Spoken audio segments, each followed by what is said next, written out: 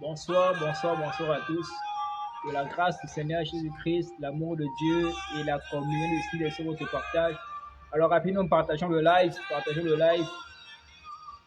Soyez encore la bienvenue à notre programme hebdomadaire dénommé École du dimanche. Alors nous sommes ici ce soir pour encore une fois de plus aborder notre thématique rendre service. Nous sommes à notre 11e leçon aujourd'hui. Et le Seigneur va nous parler au travers du Saint-Esprit, parce qu'il est écrit que c'est poussé par l'Esprit que Dieu parle de la part du Seigneur. Alors ce soir, le Père nous parlera encore du fait de rendre service. Alléluia. Mais avant, rapidement, partageons le live avec nos proches. Invite un frère, invite une sœur, invite un ami, invite quelqu'un et demande de lui de venir écouter ce message. Partagez le lien dans vos différents groupes avec vos proches. Rapidement.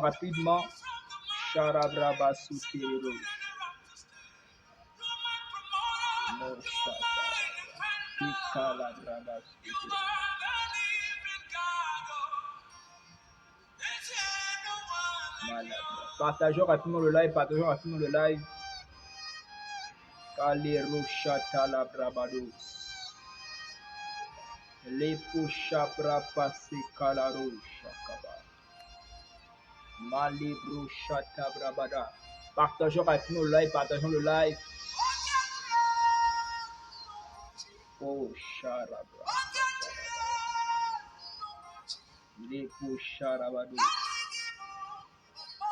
Les Parusharabados. Katabra Pase Karabados. Ripakusha Karabada Sirabos.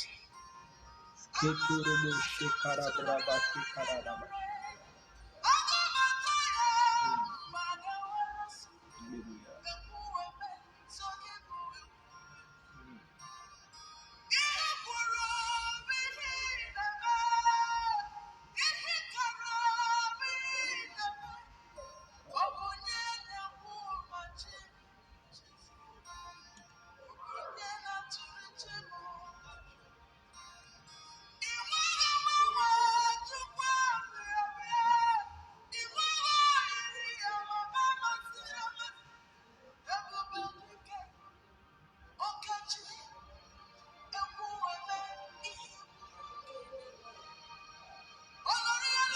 Partageons le live.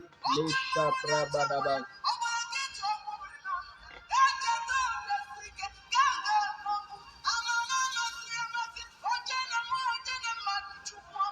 Malisha Kalabraba.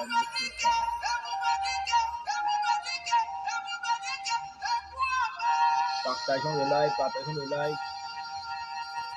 Rika Shatala Brabado.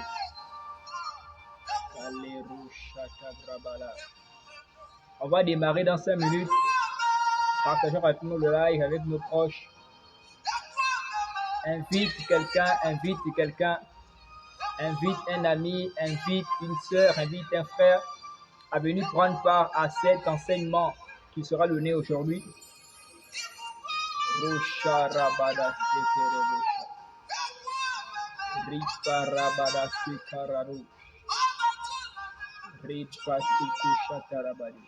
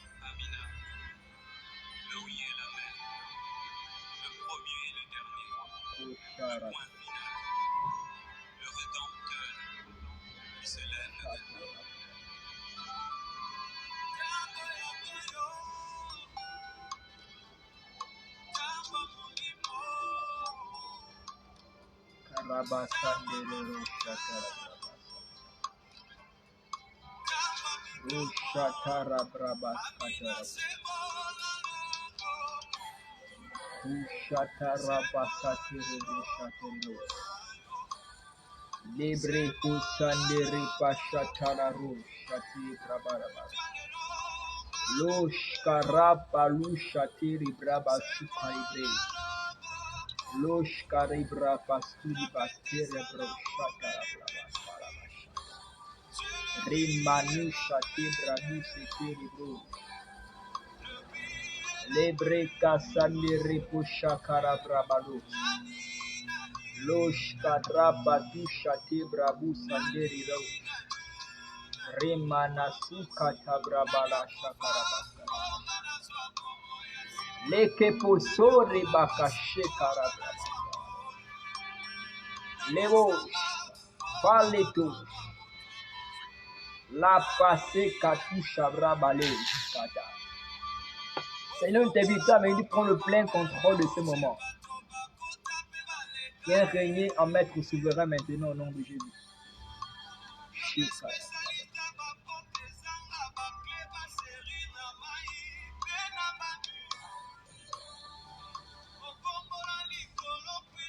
Chaparusha Tara Braba Leka Suka Baba. Partagez rapidement le live, partagez le live avec les différents proches. Tag un ami en commentaire, tag un frère en commentaire. Partage le live avec tous tes contacts, avec tes amis, avec tes frères, tes soeurs, et les différents groupes avec lesquels tu es. Les bras poussent à Karabadé. Oh, voilà.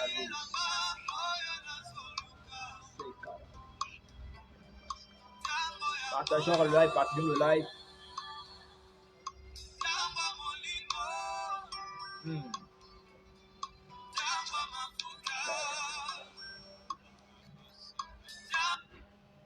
Kebrushaya braba sukata brabales.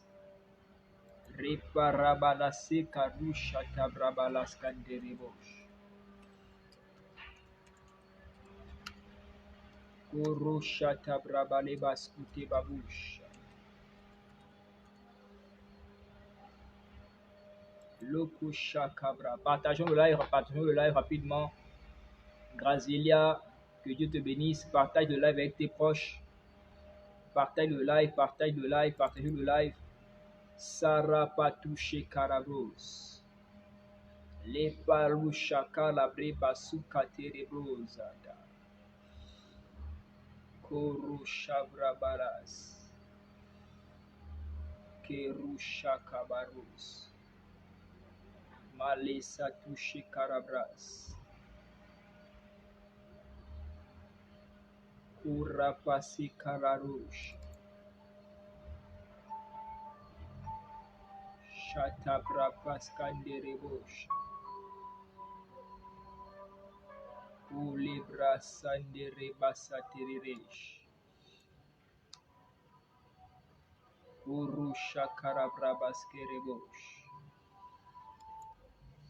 Alors, shalom, shalom à tous. Encore une fois de plus, que la grâce du Seigneur Jésus-Christ, l'amour de Dieu et la communion du Saint-Esprit soit votre partage au nom suprême de Jésus-Christ. Alors, soyez la bienvenue à notre 11e leçon de notre programme que nous avons chaque dimanche, que nous observons chaque dimanche, et qui a pour nom École du dimanche. Alléluia. C'est un programme que nous avons chaque dimanche en soirée. C'est un programme que le Seigneur m'a inspiré et m'a demandé d'enseigner au début, avant que le puissions rentrer au début de cette année. Il m'a demandé, dès lors que l'année va débuter, que je commence à enseigner, de donner les leçons sur les différentes thématiques. Alléluia. Dans le but de nous permettre d'être enseignés, dans le but de nous permettre de connaître davantage le Seigneur, dans le but de pouvoir sauver les âmes. Parce que, bien aimé, tout ce que nous faisons pour Dieu n'a qu'un seul et ultime but, c'est de pouvoir sauver les âmes pour le Seigneur Jésus-Christ. Alléluia. Donc tel est le but principal même pour lequel cette série d'enseignements ou encore ce programme École du dimanche a lieu chaque dimanche. Alléluia. Très rapidement, nous allons, avant de pouvoir rentrer le vif du sujet, nous allons donc prier. Là où tu es, j'aimerais que tu puisses baisser ta tête, que tu puisses prier avec moi. Mon Père et mon Dieu, nous te bénissons, nous te rendons l'honneur et la gloire, nous t'apprécions. Nous voulons te bénir, nous reconnaissons que tu es notre Dieu et qu'en dehors de toi, il n'y en a point. Mon Père et mon Dieu, nous nous humilions devant ta sainte face maintenant. Seigneur, que la capacité d'enseigner me soit accordée au nom suprême de Jésus-Christ de Nazareth. Père, que je regrette ce que tu crois, que je sois abaissé, que tu sois élevé au nom suprême de Jésus-Christ de Nazareth. Père, je prie pour ton peuple. Seigneur, la Bible dit que c'est poussé par l'Esprit que les hommes parlent de la part du Seigneur. Père, par ton esprit, conduis-moi, oriente-moi. Je ne suis pas capable de donner ce message que j'ai à donner. Mais je ne compte que sur ta force et sur ton aide. Au nom suprême de Jésus-Christ de Nazareth. À la fin de tout, que le résultat escompté soit probant et que cela puisse te revenir à toi seul et non pas à moi, au nom suprême de Jésus-Christ. Amen. Bonsoir à tous, bonsoir Reine, bonsoir Graziella. Rapidement partagez le live, appuyez sur les cœurs et les j'aime, sur des cœurs, likez, invitez vos proches, invitez vos proches, invitez vos proches, invitez vos proches, invitez vos proches, invitez vos proches. Alléluia. Alors la thématique de ce soir n'est autre que rendre service. Alléluia. Je disais tantôt que nous sommes à notre 11e leçon et nous bénissons le Seigneur Jésus pour sa fidélité, pour la bonne volonté. La Bible dit que c'est le vouloir et le faire nous vient de lui.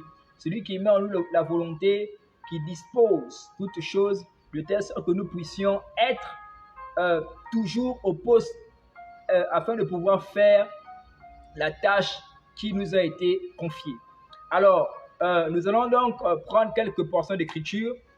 Nous sommes dans Actes chapitre 9, versets 36 à 41. Alors, je vais donc t'inviter aussi comme ça à prendre ta Bible avec toi, prendre également un cahier, un stylo bien évidemment pour prendre des notes par rapport à cette leçon. Actes chapitre 9, on va prendre des versets 36 à 41 et par la suite on prendra Galates chapitre 6, verset 10. Rendre service, telle est notre thématique de ce soir. Alors, il est écrit dans Actes chapitre 9, des versets 36 à 41, ceci. Il y avait à Joppé parmi les disciples une femme nommée Tabitha, ce qui signifie Dorcas. Elle faisait beaucoup de bonnes œuvres et d'aumônes. Elle tomba malade en ce jour-là et mourut.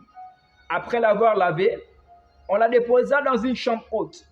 Comme l'île est près de Joppé, les disciples ayant appris que Pierre s'y trouvait, envoyèrent 2 hommes vers lui pour le prier de venir chez eux sans tarder. Pierre se leva et partit avec ses hommes. Lorsqu'il fut arrivé, on le conduisit dans la chambre haute. Toutes les veuves l'entourèrent en pleurant et lui montrèrent les tuniques et les vêtements que faisait Dorcas pendant qu'elle était avec elle. Pierre fit sortir tout le monde, se mit à genoux et pria. Puis se retourna vers le corps. Il dit, « Tabitha, lève-toi. » Elle ouvrit les yeux et, ayant vu Pierre, elle s'assit. Verset 41, il lui donna la main et la fit lever. Il appela ensuite les saints et les veuves et la leur présenta vivante. Que Dieu bénisse sa parole. Alléluia. Alors, bien aimé, ici, il est question d'une histoire très, très, très passionnante. Une histoire que j'aime énormément. Il est question d'une femme appelée Tabitha. Dit autrement, Dorcas. Tabitha qui signifie Dorcas. Tabitha, en fait, c'est en langue. Mais la véritable signification de ce prénom, c'est Dorcas. Alléluia. La Bible dit que cette femme faisait du bien. Cette femme faisait des bonnes œuvres. Cette femme elle offrait des vivres. Elle offrait des vêtements. Elle faisait du bien autour d'elle, dans sa communauté. À telle enseigne que lorsque le moment est venu où elle est morte, la Bible déclare que ceux-là à qui elle avait fait du bien pleuraient. Tous étaient tristes. Et ayant appris que dans la ville voisine, il y avait un homme appelé Pierre. Et ils savaient tous que Pierre était avec Jésus-Christ et que donc Pierre était disciple de Jésus. Et ils savaient que Pierre avait la capacité de pouvoir ressusciter cette femme-là. Alors, ils ont envoyé des hommes pour faire venir Pierre, pour prier pour cette femme afin qu'elle puisse ressusciter. Bien aimé, ce que j'aimerais te faire comprendre cette histoire, c'est la disposition, c'est la bonne volonté que cette femme avait de faire du bien aux autres. Et bien aimé, le fait pour elle d'avoir fait du bien a fait en sorte que le Seigneur s'est souvenu de cela et elle a été ramenée à la vie. Parce que les veuves, les orphelins, les personnes à qui elle avait fait du bien pleuraient et disaient, mais regarde ce vêtement, regarde cette robe, c'est elle qui me l'a offerte, regarde cette chaussure, regarde ceci, cela, c'est cette femme-là. Bien-aimé, sachez que lorsque tu fais du bien, le Seigneur se souviendra toujours de toi. Les personnes à qui tu fais du bien, lorsque ces personnes crieront à Dieu pour toi, le Seigneur n'aura pas d'autre choix que d'intervenir en ta faveur. Comme quoi, un bienfait n'a pas été perdu. Au contraire, ce bienfait a fait en sorte qu'elle puisse revenir à la vie. Alléluia. On va prendre notre passage, un autre passage, Galates chapitre 5, chapitre 7 pour moi, verset 10. Ainsi donc, pendant que nous en avons l'occasion, pratiquons le bien envers tous et surtout envers les frères en la foi. Bien aimé, la Bible dit pendant que nous avons l'occasion. Donc ça voudrait dire autrement qu'il y aurait un moment donné où nous n'aurons plus l'occasion de faire du bien. Et ce moment-là est le moment de la mort. Il n'y a que lorsque tu es vivant que tu peux faire du bien autour de toi. Il n'y a que lorsque tu es vivant que tu peux impacter les personnes qui sont autour de toi en faisant du bien, en faisant des bonnes œuvres. La Bible déclare dans le livre de Matthieu chapitre 5 verset 16 que votre lumière luise ainsi parmi les ténèbres et qu'il va y vos bonnes œuvres et qu'il glorifie votre Père qui est dans les cieux. Bien-aimé, en tant que lumière, tu dois pouvoir impacter. Et l'un des moyens de pouvoir impacter efficacement, c'est de pouvoir faire du bien. La Bible déclare qu'ils feront vos bonnes œuvres. On a vu les bonnes œuvres que faisait cette femme appelée Dorcas. Les gens de sa contrée voyaient l'impact qu'elle avait au travers du bien qu'elle faisait. Et cela a fait en sorte qu'elle puisse revenir à la vie. Cela fait en sorte que Dieu puisse se souvenir d'elle. Cela fait en sorte que les prières qui sont montées, les pleurs qui sont montés vers le Seigneur a été agréées. Et il a décidé de pouvoir ramener cette femme à la vie. Alléluia. Le but de cette leçon, bien-aimés, c'est de pouvoir nous permettre de comprendre que le Seigneur nous a appelés à faire du bien. Et tel est le désir du Seigneur que nous puissions faire du bien autour de nous. Que nous puissions rendre service. Alléluia. Bien-aimés, l'une des choses que je n'aimerais pas, c'est partir lorsque je vais quitter ce monde et qu'on ne parlera pas de moi en bien. Je vois que tu te poses cette question-là. Si je quitte cette terre maintenant, que dira-t-on de moi? Quel est le témoignage qu'on rendra de moi? Que dira-t-on de moi? Alléluia. C'est très important. Ce que tu voudrais qu'on dise selon toi, ce que tu voudrais qu'on dise sur toi lors de tes funérailles, lorsque tu ne seras plus là, ce que tu voudrais, le témoignage que tu voudrais que les autres donnent de toi là, tu dois commencer à travailler ça dès maintenant. Alléluia. Qu'est-ce que c'est rendre service? Le fait de rendre service, c'est un acte. C'est l'acte qui consiste à apporter de l'aide. C'est l'acte qui consiste à apporter de l'aide ou encore de l'assistance. Alléluia. Cette assistance peut être matérielle ou encore peut être en prestation de service. Alléluia. Donc, il n'y a pas seulement que le fait de faire du bien ou encore assister en matériel. Il y a également en prestation de service. À qui? À des personnes dans le besoin. Aussi simple que ça. L'action de pouvoir venir en aide. L'action de pouvoir assister une personne qui est dans le besoin. Alléluia. Et cela peut prendre une autre forme. Cela peut prendre également la forme pour les entreprises d'une responsabilité sociale. On a connaissance des entreprises qui aident des personnes. Alléluia. Normalement, lorsqu'une entreprise s'installe dans un lieu, cette entreprise a aussi pour responsabilité de pouvoir aider les personnes qui sont dans ces endroits-là. Par exemple, là, quand vous allez voir si une entreprise s'implante quelque part, s'il n'y a pas d'électricité, cette entreprise fera tout pour qu'il y ait de l'électricité, pour le bien-être de la communauté. S'il n'y a pas de routes, des dispensaires, cette entreprise fera tout pour qu'il puisse y avoir des dispensaires, pour le bien-être de la communauté. Parce qu'ils sont là pour rendre service. Alléluia. Donc, ça peut prendre une autre forme. Comme je le disais, la forme d'une responsabilité sociale des entreprises. Alléluia. Donc, c'est le fait de pouvoir apporter de l'aide, de l'assistance personnelle, au moins privilégiée, aux personnes qui sont marginalisées, aux personnes qui sont méprisées. On a connaissance des veuves qui sont stigmatisées, qui sont maltraitées, qui sont humiliées. Alléluia. Dieu voudrait que tu puisses prendre soin des veuves et des orphelins. Oh, repassate rabadosha. Quel privilège énorme de pouvoir prendre soin d'une veuve qui n'a plus de mari, des orphelins. Waouh! Que c'est une grâce, une grande bénédiction de visiter l'orphelinat, de faire du bien, d'apporter des vivres, de soutenir ces enfants-là, de payer la scolarité. Waouh! Et même, bien aimé, le simple fait même de pouvoir prendre un orphelin, l'adopter et le lever, lui offrir un meilleur cadre de vie, lui offrir, comment je vais dire,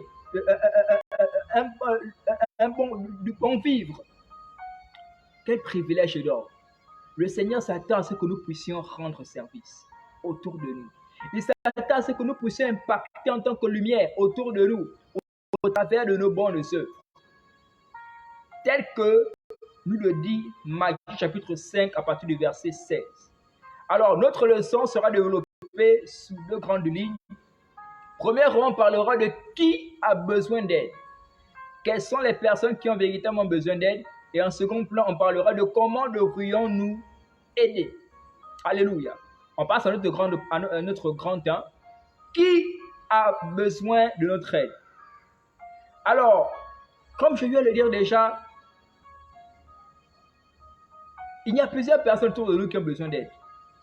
Dans ta famille, il y a des personnes qui ont besoin d'aide. Si tu en as, aide ces personnes. Dans ton quartier, il y a des personnes qui ont besoin d'aide. Il y a des enfants qui ne vont pas à l'école. Il y a des enfants qui ne sont pas scolarisés. Il y a des enfants qui meurent de faim, qui n'ont même pas cette qualité de famille, qui n'ont pas la capacité de pouvoir s'offrir même ne plus que 2 repas par jour. Alléluia. Normalement, nous devrions avoir normalement 3 repas par jour. Mais il y a des familles qui n'arrivent pas à s'offrir 2 repas par jour. Et même dans le seul repas que ces familles ont, ce n'est pas un repas équilibré.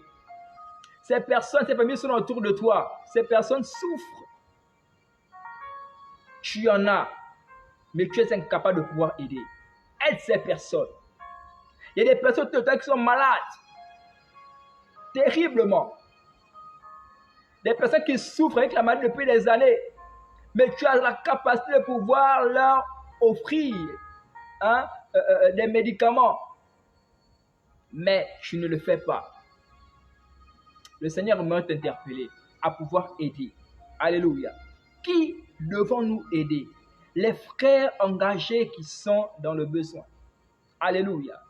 Là, j'aimerais un temps soit peu d'abord m'appesantir sur le cadre ecclésiastique entre frères et sœurs. Alléluia. Galates chapitre 6, verset 10, on l'a lu.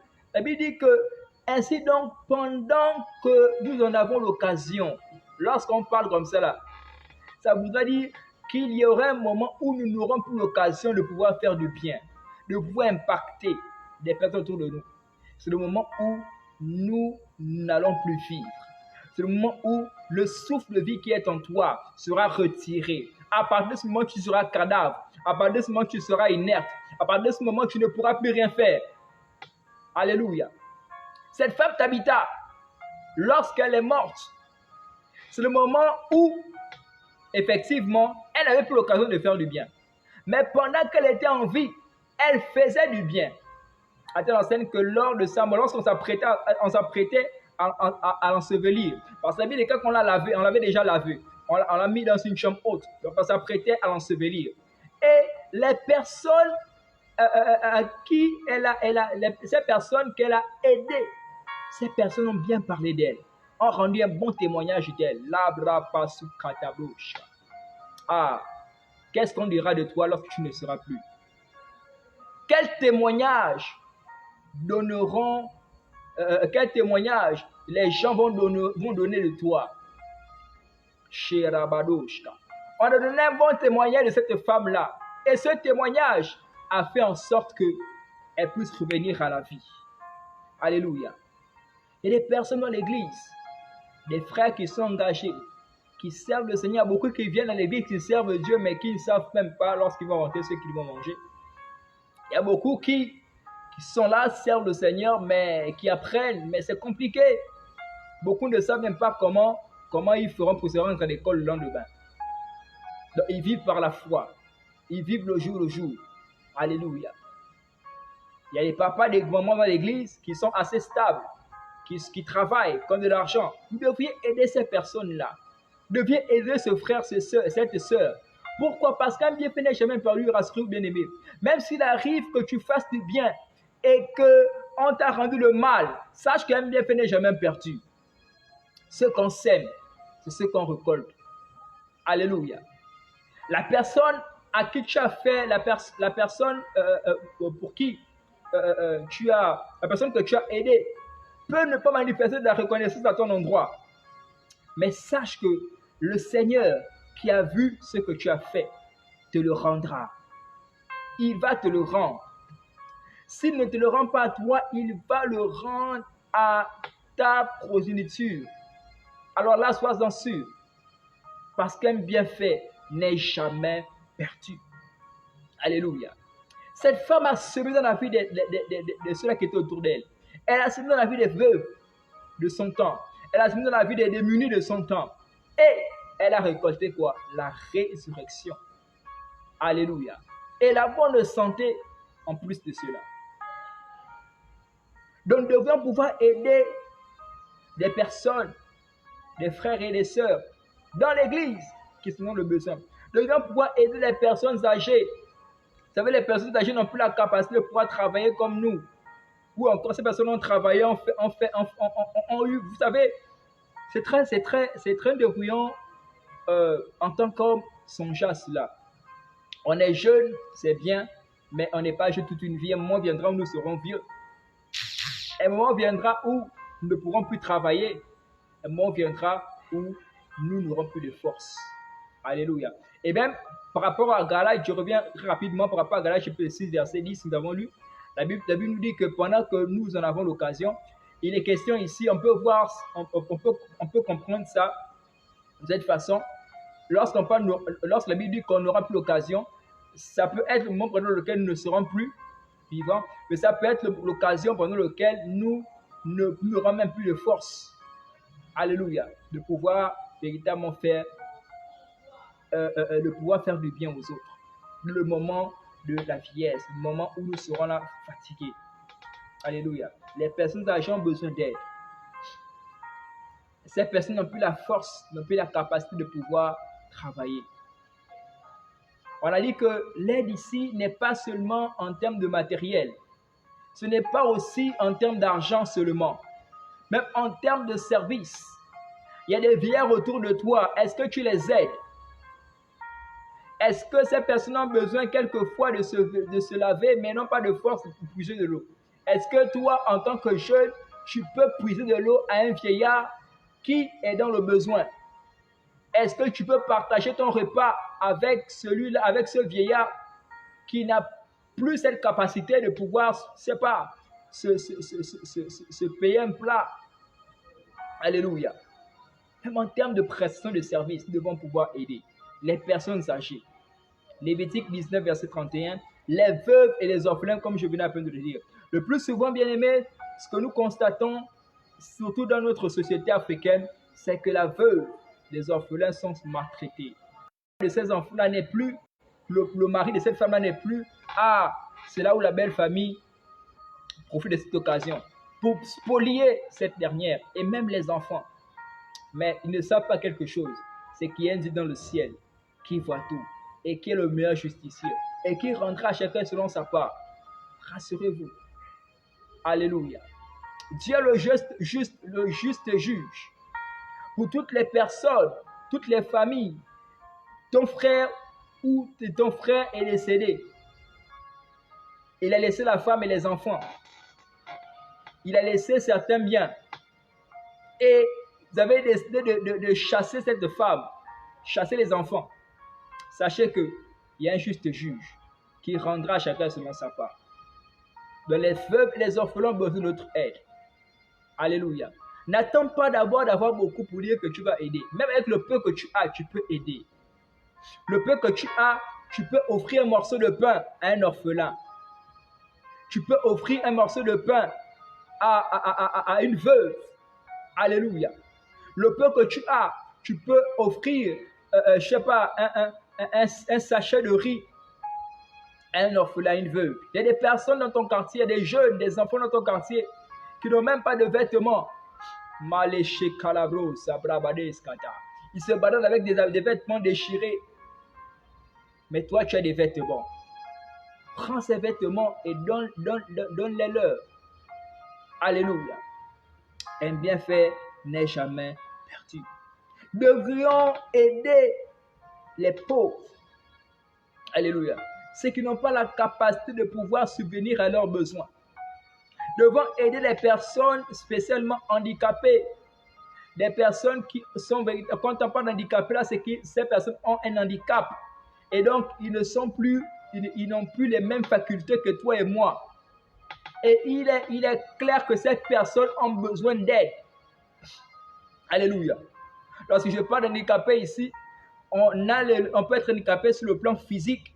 C'est-à-dire qu'on peut ne plus avoir la motricité de nos jambes. Ou encore, de façon simple, on ne peut plus marcher. Ou encore, je ne sais pas, on peut avoir un handicap quelconque qui pourrait nous empêcher de pouvoir travailler. Alléluia.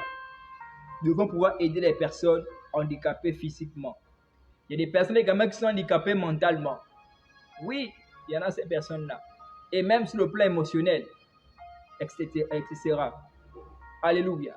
Nous devons pouvoir venir en aide à ces personnes-là. 2 Samuel chapitre 9, verset 3 et le verset 13 également. Alléluia. Mais nous devons aider en premier lieu les membres nécessiteux, les personnes qui ont le besoin, dans notre famille, y compris nos parents, les membres de nos familles qui ont le besoin, nous devons pouvoir les aider.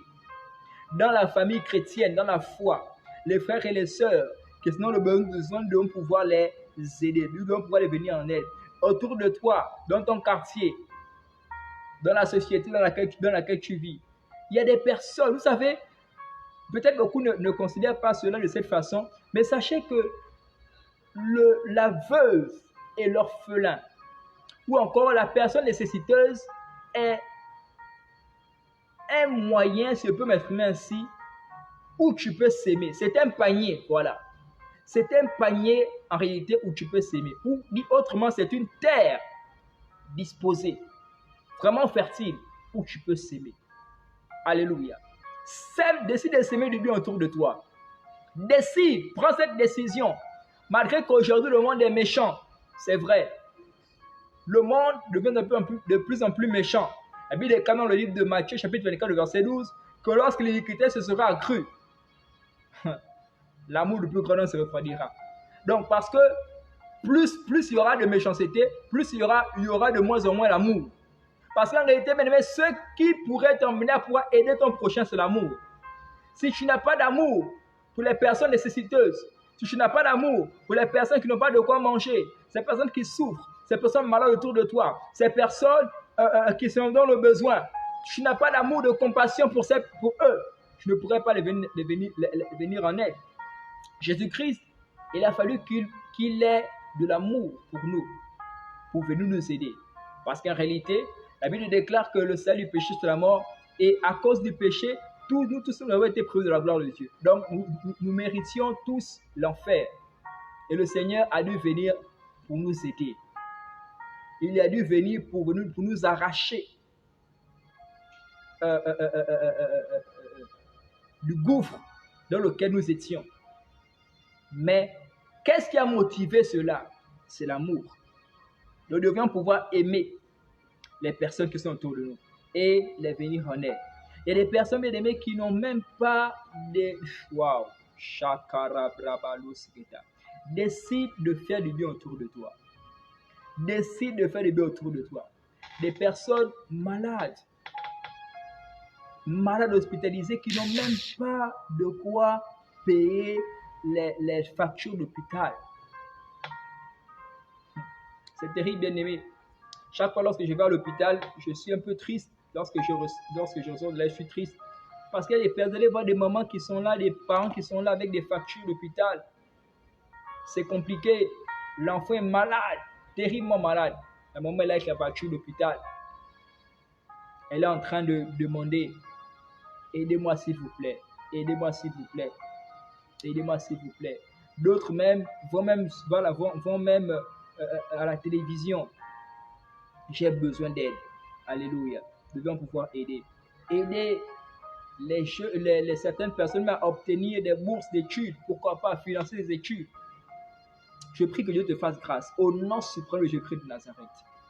Je prie que Dieu, pour toutes les personnes qui ont ce désir-là, je prie le Seigneur que Dieu t'élève au-delà de toute espérance, qu'il te donne, afin que tu puisses donner aussi à ton tour, au nom puissant de Jésus-Christ. Alléluia.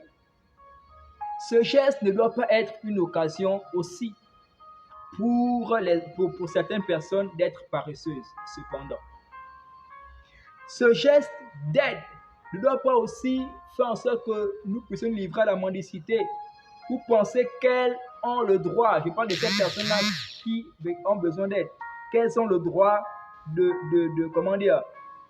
le droit d'être assistées. Non, pas forcément. Si tu es dans le besoin et que tu as la capacité de travailler, travaille. Tu es dans le besoin, tu as la capacité de faire quelque chose pour avoir de l'argent et pour soutenir tes besoins, fais cela. Alléluia. C'est très, très, très, très, très, très, très, très, très important. Amen. Et bien aimé, nous devrions être encouragés donc à donner aux personnes dans le besoin ou encore à rendre service. Parce que notre service est très important. Notre service est utile. Notre service est important aux yeux de Dieu. Alléluia. Très, très, très important. La Bible déclare que un moment viendra où le Seigneur dira, j'avais faim. Tu ne m'avais pas donné à manger. J'étais nu. Tu ne m'as pas habillé. J'avais soif. Tu ne m'as pas offert à boire. Mais beaucoup te diront, mais quand est-ce, Seigneur? Quand est-ce que tu étais où? Quand est-ce que tu avais faim? Quand est-ce que tu avais soif? Quand est-ce que tu étais nu? Je ne t'ai pas vêtu. Je ne t'ai pas vêtu. Et le Seigneur leur dira, toutes les fois que vous étiez en train de voir cet orphelin, cette veuve-là, cet orphelin qui n'a pas de vêtements, c'est moi. Toutes les fois que tu es en train de voir cette femme-là qui souffrait, qui n'avait pas de quoi manger, c'était moi, en réalité. Alléluia. Le Seigneur, nous le servons au travers des hommes. Sachez-le, bien-aimé. Donc, les personnes nécessiteuses dans le besoin sont une terre fertile où nous devrions véritablement semer. Et cela entraîne inévitablement des bénédictions. Cela entraîne inévitablement des bénédictions. Un bienfait n'est jamais perdu. Rassurez-vous de cela. Apporter de l'aide sans rien attendre de retour. Et les personnes qui aident par intérêt.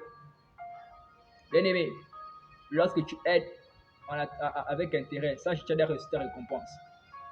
Alléluia. Aide sans rien attendre de retour. Aide et que ce que tu as fait ne soit pas connu aussi des autres. Parce qu'il y a des personnes qui aiment se faire voir. Parce que tu as aidé quelqu'un, il faut maintenant crier ça sur tous les toits. Non. Tu as déjà reçu ta récompense. Nous devons pouvoir aider sans rien attendre en retour. Et aider véritablement. Non pas pour se faire voir. Non pas pour faire connaître à tout le monde que j'ai aidé cette personne. C'est moi qui ai aidé cette personne. C'est moi qui lui ai donné ce qu'elle a. C'est moi qui lui ai offert ce qu'elle mange. Non. Nous devons pouvoir aider de tout cœur. Alléluia. Nous sommes arrivés au terme de notre première partie. Et donc, nous allons passer à la deuxième partie. Je profite également à vous dire que c'est une série d'enseignements. Si vous avez des questions, vous pouvez les poser en commentaire. Et je me ferai le plaisir de pouvoir vous répondre à la prochaine, la prochaine leçon. Deuxième partie, très rapidement, comment devrions-nous aider?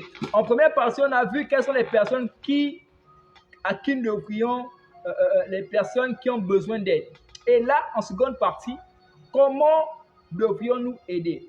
Alors, bien aimé, en tant que croyant, il est important de savoir que l'aide que nous apportons doit être enracinée dans l'amour. Comme je suis capable de le dire. 1 Corinthiens chapitre 13, verset 3. La chose qui doit te motiver à pouvoir aider les autres, c'est l'amour.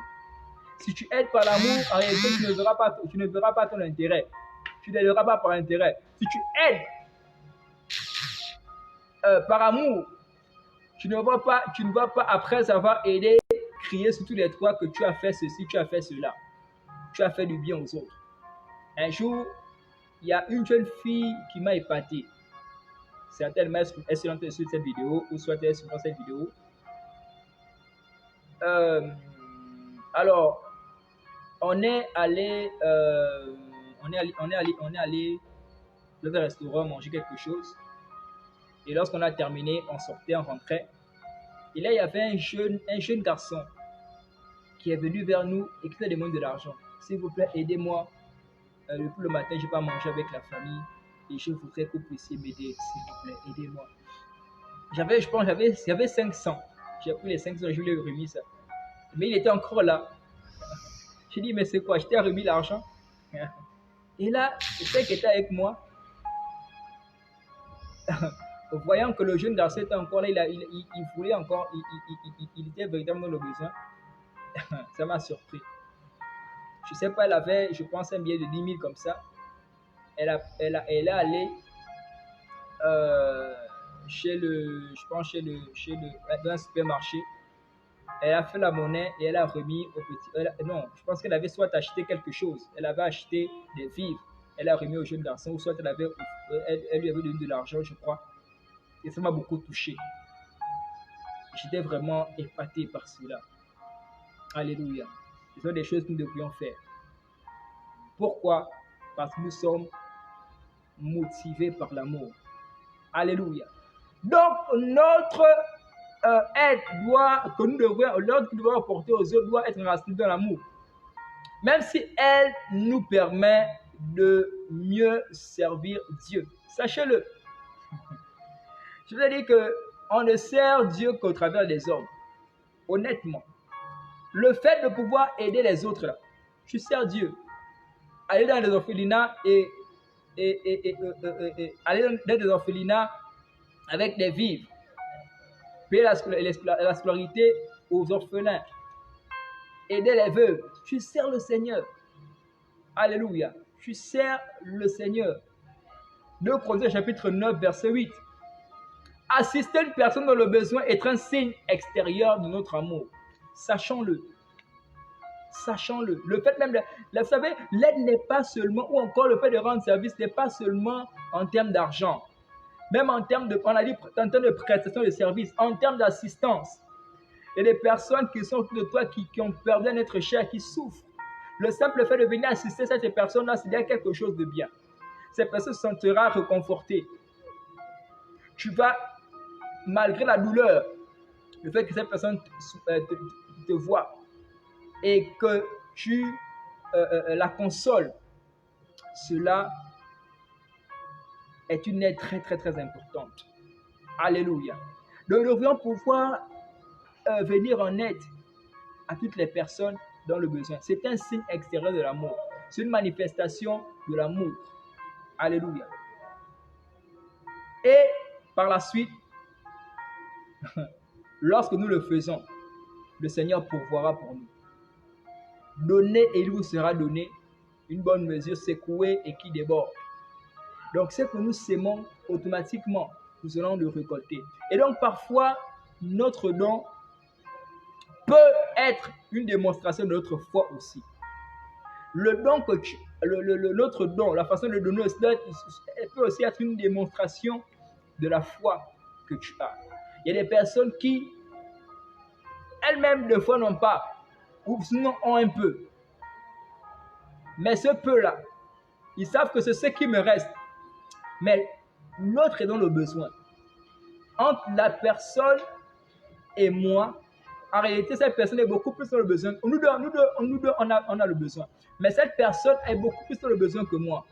Je vais prendre ce que j'ai, ce qui me reste et je vais donner. Et en retour, soyez-en sûrs que le Dieu qui pourvoit, il a dit que je pourvoirai à tous vos besoins selon ça. Et mon Dieu pourvoira à tous vos besoins. Va demander des récipients. Waouh!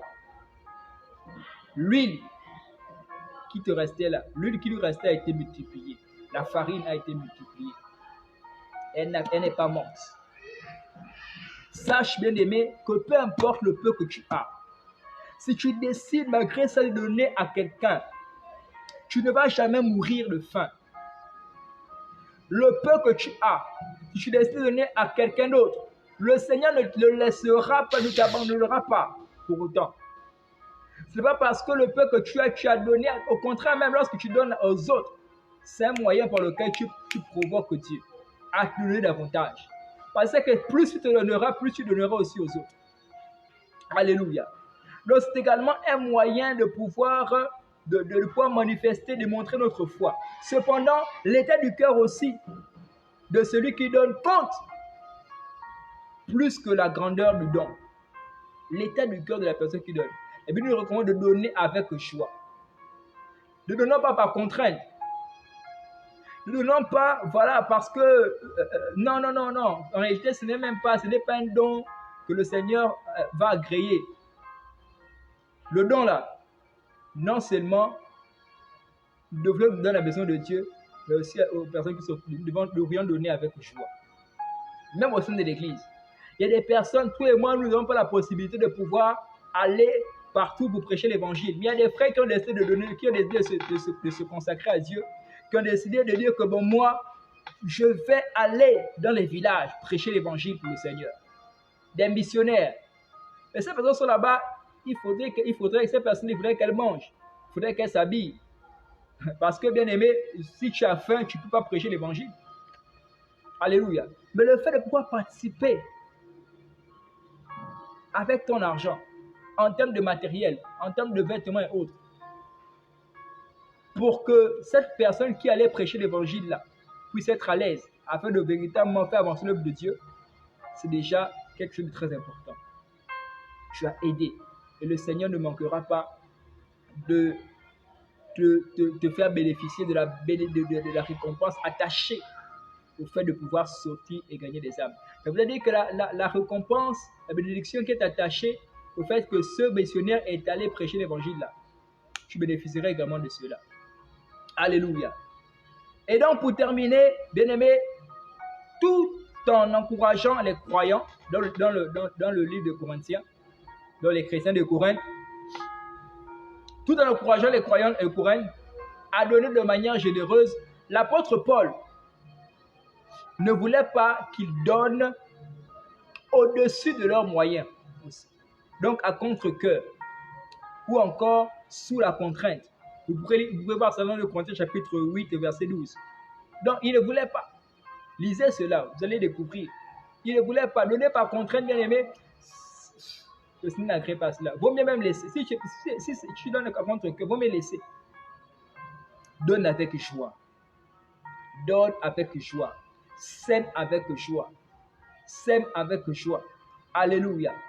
Plus important encore, il voulait qu'ils se fient à leur conviction intérieure. Pour donner, fie-toi à tes convictions intérieures. Donne parce que ton cœur te demande de donner. Donne parce que tu es convaincu de donner. Donne parce que tu es convaincu d'aider cette personne qui en a besoin. Alléluia. Et personne ne voudrait donner sous la contrainte. Mais donner, même lorsque vous êtes réticent, peut être un processus d'apprentissage. Surtout lorsque vous n'en avez, vous en avez pas assez. Alléluia. Souvent même lorsque tu es réticent, il peut arriver que tu sois réticent, tu vois quelqu'un dans le besoin, tu sois réticent ou réticente à l'idée de pouvoir aider cette personne. Mais le simple fait que si à l'intérieur tu es convaincu de pouvoir donner, donne. Ça peut être un processus d'apprentissage à pouvoir donner. Je suis arrivé au terme de mon enseignement. En conclusion, j'aimerais dire ceci. La conclusion de mon enseignement, j'aimerais dire ceci. Dieu aime que nous donnions. Selon 2 Corinthiens chapitre 9, verset 7.